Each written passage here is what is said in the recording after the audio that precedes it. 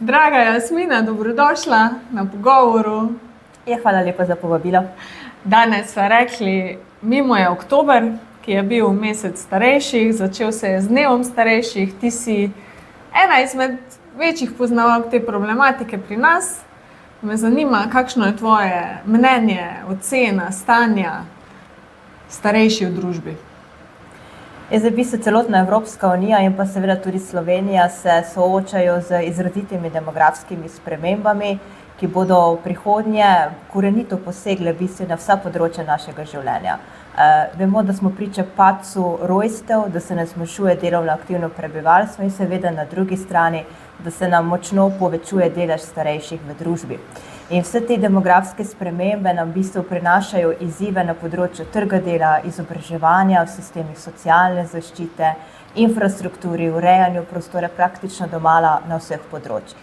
Zdaj, Evropska unija je v preteklem, torej iztekajočem se mandatu Evropske komisije sprejela nekatere dokumente na tem področju. Imeli smo nenazadnje tudi komisarko za demografijo, ki je nekako bila usmeritev državam članicam, kako naj se spopadajo z demografskimi izzivi.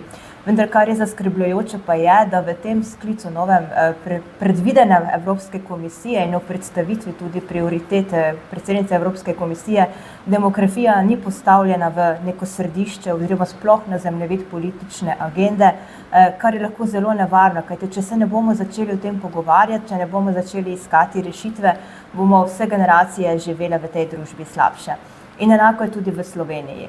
Če smo v preteklosti imeli svet vlade za aktivno staranje, če smo leta 2017 sprejeli strategijo dolgožive družbe kot neki krovni dokument soočanja in spopadanja z demografskimi izzivi, če smo v prejšnjem mandatu prejšnje vlade ustanovili urad za demografijo, ki je bila ena izmed osrednjih točk ravno ukvarjanje z staranjem prebivalstva, smo priča zdaj situaciji, ko v bistvu je ta vlada ukinila urad za demografijo označila kot tabu temo, rekla, da Slovenije nimamo demografskih vprašanj in dejansko se bi sistem noben trenutno v vladajoči koaliciji ne ukvarja. In če bo tako šlo naprej, se jaz bojim, da bomo zamudili tisti vlak, ko se bomo lahko pripravili korenito na demografske spremembe in seveda preprečili, da bi vse generacije živele dolgoročno slabše, prav zaradi demografskih sprememb. Zdaj, vemo, da je to kompleksna tema, nima samo ene dimenzije. Vidimo tudi, ko smo vlagali v namestitve za starejše, recimo, zdaj izjemno pomanjkanje kadra, menda že 1 od 4 postelj, da je prosta, da se zapira ravno zato, ker nimamo ljudi, ki bi se s temi starejšimi ukvarjali. In ko pogledamo trg dela, nas bo na trgu dela vedno manj. Seveda se s tem spreminja tudi razmerje do pokojnin. Kako lahko sploh obvladujemo te izzive? Demografske spremembe so zelo kompleksen pojav in v bistvu, ko se pogovarjamo o njih, se moramo pogovarjati od ravni Evropske unije pa vse do lokalne ravni, ker so tudi specifika lokalnih okolij zelo različne. In seveda gre za področje, ki je izjemno medsektorsko prepleteno in kjer rabimo neke nove družbene, inovativne rešitve, ki vsebujejo seveda povezavo različnih medsektorskih znanj in seveda tudi nekih novih inovativnih družbenih inovacij. Zagotovo se te demografske spremembe že sedaj kažejo v naši družbi na več načinov in zagotovo je pomanjkanje kadrov eden izmed prvih pokazateljev demografskih sprememb. Res je, da se na tem področju institucionalne oskrbe v domovih za starejše kažejo te spremembe, po eni strani upad delovnega aktivnega prebivalstva, pomanjkanje kadrov in seveda na drugi strani staranja prebivalstva tudi čedalje večje potrebe po oskrbi, kar v prihodnje, torej do leta 2050, lahko celo pričakujemo, da bo delež starejših nad 65 let več kot 30%. In seveda to pred nas predstavlja določene izzive, torej kako zagotoviti dovolj kadra, ki bo nudil oskrbo starejšim, seveda kako potem tudi to finančno vzdržno narediti sistem in seveda zagotoviti, da bo neka kvaliteta življenja tudi starejših generacij v prihodnje boljša in pa kakovostna. Zagotovo je en način uvedba nekih tehnologij, nekih digitalnih rešitev v samo oskrbo, ki bi pomagale seveda zaposlenim na določen način pri oskrbi starejših.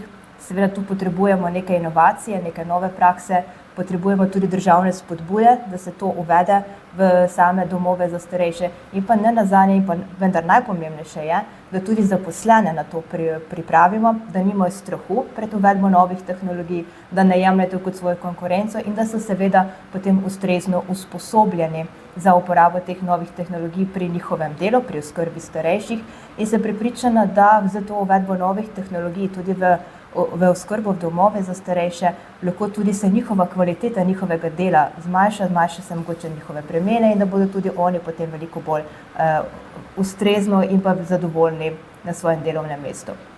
Kar se pa tiče na ravni tako Slovenije kot Evropske unije, pa je zagotovo privabljanje kadra iz drugih držav, drugih celin, ena izmed najpomembnejših politik, ki bi morala biti naslovljena, se pravi, kako privabiti kader, ki bo prišel v Evropsko unijo in seveda nam pomagal na tistih področjih, kjer sami nimamo dovolj kadra in oskrba je zagotovo eden izmed takih, ampak pri tem ne smemo pozabiti, moramo imeti ciljno migracijsko politiko skozi legalne migracije, in pa ne smemo pozabiti tudi na ustrezno integracijsko politiko.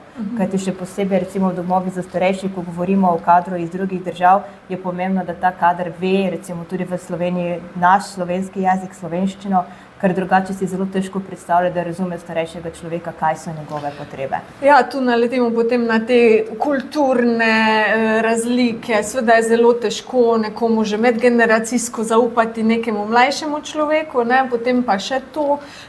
Si pa opozorila na ta problem tuje delovne sile. Torej, verjameš, da so možni neki dogovori, intenzivno delo na kadrih, ki pa morajo biti usposobljeni, in tukaj je lahko tudi odgovor nek način hitrejšega kvalificiranja, prekvalificiranja, usposabljanja, v kar seveda Evropska unija tudi vlaga sredstva. Zdaj pa me še zanima nekaj, mogoče nisva ravno o tem še govorili. Prihajaš iz Prekmurja, jaz prihajam iz Koroške, vemo, težava odhajanja kadra, zelo veliko iz nege, iz oskrbe, iz zdravstva. Ali je še sploh kakšno upanje, da te ljudi pritegnemo nazaj? Upanje mora vedno obstajati, drugače si jaz zelo težko predstavljam, kako bomo razvijali našo družbo in zagotavljali neki način blagostanja, kot ga poznamo danes. Zagotovo, ampak to mora biti strateška odločitev države, da so v bistvu starejše naša prioriteta, da je socialna država naša prioriteta in seveda vse se začne pri kadrih. Te kadre je treba ustrezno seveda plačati.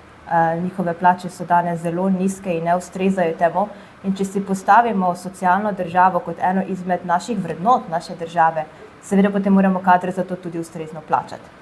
In pa potem drugo, kar se meni zdi zelo problematično, oziroma kar jaz poslušam iz terena, je tudi to, da veliko več moramo delati v medsebojnih odnosih, da številni kadri ne odhajajo samo zaradi plače, ampak tudi zaradi medsebojnih odnosih. In tukaj moramo kot družba še veliko več narediti, da se bomo zaupali, da se bomo pomagali, da ne bomo videli kot drugega konkurenco.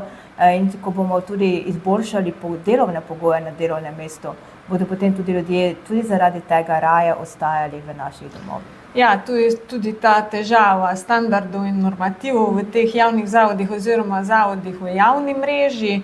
Imamo še veliko dela. Kje vidiš prihodnost starejših, življenja starejših? Kako bomo živeli, konec koncev mi, saj se bližamo tistim desetletjem? Kar se meni zdi mogoče žalostno, je, da današnja družba zelo stereotipsko gleda na starejše. Ko govorimo o starejših, se velikokrat uporabljajo besede kot so pokojnina, bolezen, dolgotrajna oskrba, domovi za starejše. In daleč premalo se kot družba zavedamo, da starejši niso breme te družbe, ampak gre za velik potencial, ki ga pa nekako ne vemo izkoristiti. In potem, ko družba ima taki pogled na starejše, seveda tudi posamezniki dojemajo staranje in starost kot nekaj negativnega, pogosto se starejši odmaknejo od družbe, imajo občutek, da več ne morejo nič prispevati k tej družbi, odidejo v osamljenost. In to se mi zdi prvi korak, da začnemo dojemati starost kot neko obdobje, ki še vseeno daje veliko potenciala, tako posameznikov, kakor tudi skupnosti. In ko bomo začeli starejše ljudi dojemati kot neki potencial, Seveda bomo v njem tudi videli veliko stvari, ki jih lahko počnejo. Od prostovoljskega dela, tudi dodatnega dela za plačilo, seveda občasno delo v obsegu, ki so ga sposobni izvajati, lahko se vključujejo v izobraževanje, pomagajo v lokalni skupnosti. Ves ta potencial veliko bolj moramo vedeti uporabiti in jaz sem prepričana, da potem bodo tudi starejši bolj zadovoljni in bo dojemanje starosti veliko lepše. Torej, veliko dela nas še čaka, je pa mogoče zanimivo to, da je delavec klasificiran kot starejši že po 55. To pa vemo, da imamo še kar veliko let življenja pred seboj in resnično ni potencial v tem, da počasi ugašamo, ampak da najdemo neka tista delovna mesta in veščine, ki jih lahko damo na razpolago drugim in delimo vso to bogastvo, ki ga v bistvu starejši predstavljajo. Seveda se popolnoma strinjam, ker sistem, ki ga trenutno imamo, je baziral na nekoliko drugačnih predispozicijah, bil je postavljen leta nazaj. V tem času se je družbi veliko spremenilo, življenjska doba se je podaljšala, ljudje živimo dlje, tudi bolj zdravi, tudi bolj vitalni in res moramo začeti tudi širši družbeni pogovor o tem, ali morda delovnopravna zakonodaja, ki jo imamo danes, tudi z definicijo starejšega delavca, res odraža dejanskost današnjega časa. In ali ni morda čas, da začnemo tudi uvajati drugačne oblike, bolj fleksibilnejše, morda tudi, da ko se z starostjo tudi potem delovni čas zmanjšuje, da se recimo starejšim daje na 6-urni delovnik, ali pa da se da občasno delo, kot ga recimo poznajo študentje, tudi za upokojence. Ves ta potencial moramo na nek način vključiti v družbo, ampak res na širši konsenzualni dogovor in se zavedati, da današnja družbena realnost je drugačna kot takrat, ko smo nastavljali sistem, kot ga imamo danes. In začeti razpravljati o tem in iskati nove rešitve, prilagojene res novim družbenim razmeram in tudi življenjskemu ciklu, je mislim, da ena izmed osnovnih stvari, ki nas čaka v prihodnje in za katero se moramo res čim prej lotiti.